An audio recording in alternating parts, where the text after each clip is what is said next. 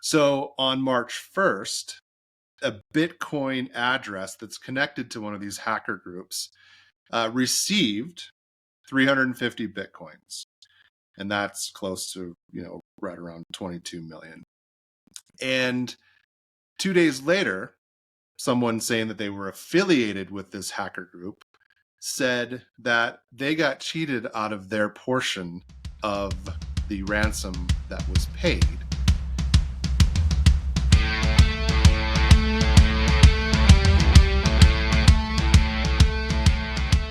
Hey everybody, I'm Brad Bussie, Chief Information Security Officer here at E360. Thank you for joining me for the State of Enterprise IT Security Edition. This is the show that makes IT security approachable and actionable for technology leaders. I'm happy to bring you 3 topics this week. The first one is Change Healthcare ransomware attackers receive a $22 million payment. The second is Apple blunts zero-day attacks with iOS 17.4 update. And then the third one, CrowdStrike CEO says cybercriminals are leveling up. So with that, let's get started. Now, I'm sure a lot of you have heard about the Change Healthcare ransomware attack.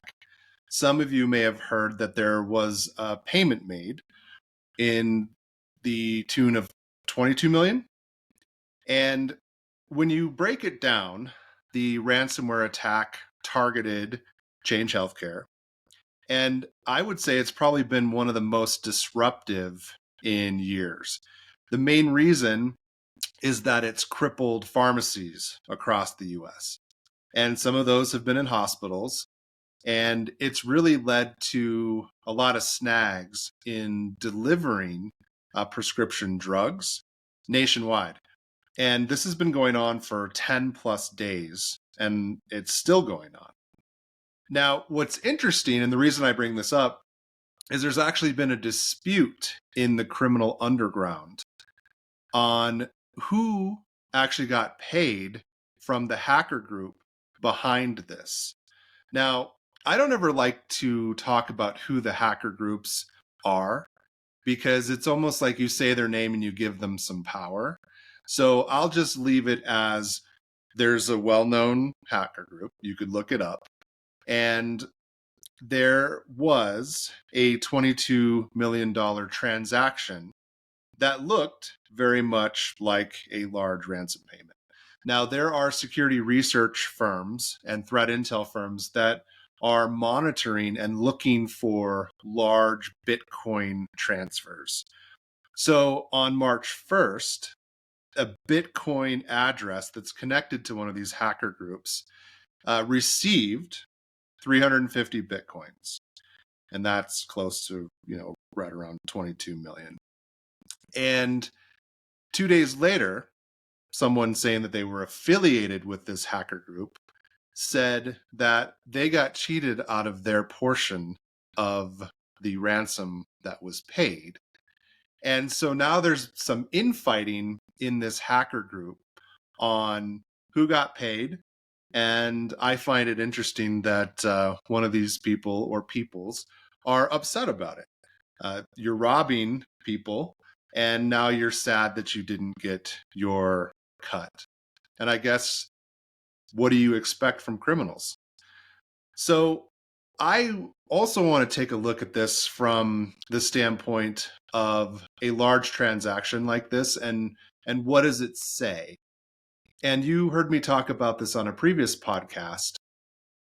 It's likely that the victim did pay the ransom. So I've said all of this where the indicators are that Change Healthcare paid. But what I want to stress is that every ransomware payment that we make, it emboldens the attackers and the groups that are responsible for this.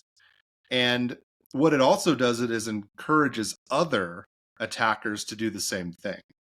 So they'll try something similar, basically taking a page out of the playbook.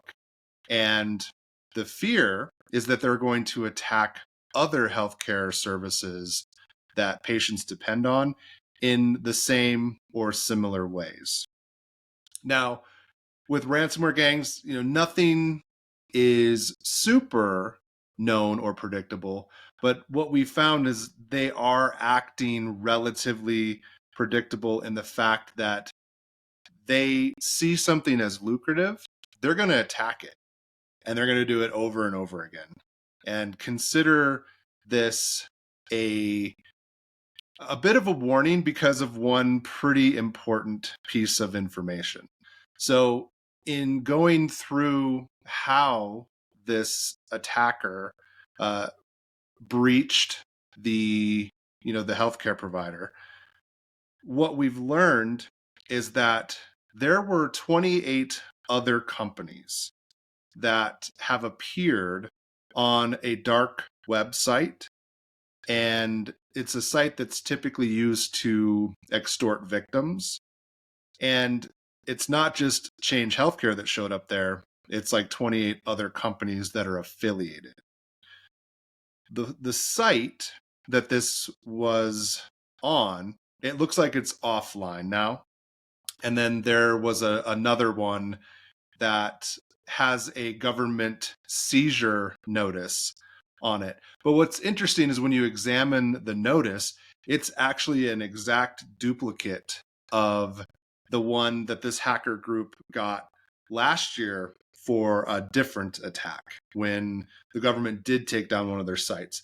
So everyone's scratching their heads, but us as security practitioners, we're not scratching our heads very hard, because what this is they're trying to throw everyone off the scent and say, oh, well, this hacker group's been taken down, and they're they're going to just disappear back into the ether like they typically do. But I think what you'll be able to see is that's not the case. In fact, I think what we're facing is now a target. And those 28 companies that were affiliated with Change, I think, are on that list. So there's a lot of threat intelligence out there right now. There's a lot of ways of finding out if you are on that list. And this is one of those things that, I don't typically offer up this kind of a thing in our show. However, if you are a healthcare provider and you're a listener, please reach out and contact us if you haven't been able to find if you're on that list, because we do have that. I don't want to go through all of it in the show, but please reach out, and we're more than willing to give you some advice on what to do next. Second topic of today, Apple blunts zero-day attacks with iOS 17.4 update. Now, it's an update for iOS. There's also an update for iPad OS. So 17.4 both ways. There's also an update that they did for the 16.7.6. And I know I'm just throwing out numbers. But what's interesting to know is for those that haven't upgraded to 17, this is a bad enough security defect where they've gone back to a previous build and also patched that. The reason for this is it's a kernel vulnerability, and there's two of them. So if you're interested in nerding out a little bit, CVE 2024-23225, and then you've got 23296. So if you're going to look at these, I'll just break it down simply for you. They're both kernel read-write related, and they can bypass kernel memory protection. And what's interesting is you don't see this all the time, but Apple marked this flaw as exploited, which means it's already been exploited. And that's concerning because generally, and I said this in a previous episode, Apple's pretty good at getting in front of stuff and quickly. And this one looks like it's already been exploited. There's also some other privacy flaws that were identified in some of the accessibility features. And that allows apps to do things like read sensitive location information. And we know that's fairly dangerous.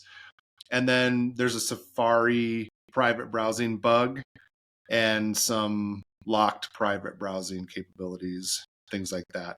So I don't always bring this stuff up, but this one I think is bad enough where if you're listening to me on an Apple device and you haven't got the pop-up notification to patch, I would suggest you check manually, take some time, go through and patch your mobile device. Third topic today, CrowdStrike CEO George Kurtz, great guy, says that cybercriminals are leveling up. And he's saying something similar to what we on the show have said previously, which is it's going to be a battle of AI in the future. And I think the future is already here in a lot of ways. So I was listening to George Kurtz have a conversation with Jim Cramer, and they noted that cyber criminals are growing in number. And part of that is because they increasingly have access to advanced Gen AI, and they can carry out attacks even if they themselves are less skilled. And I would say this is fact. So Gen AI, think of it as it's taking techniques that were once only known by a small group of people. Basically, adversaries who don't have the same sophistication or skill level. Now they've got access to the same tools and tactics of these small elite groups that were either attacking or defending organizations. Now, it's not all doom and gloom. The good news is the two shared on the security side that CrowdStrike leverages Gen AI, and they're doing that to help their customers. Now, granted, I'm not getting paid to talk about CrowdStrike, but I do think it's important to note that this is a company to watch on how they're going to battle AI in the future.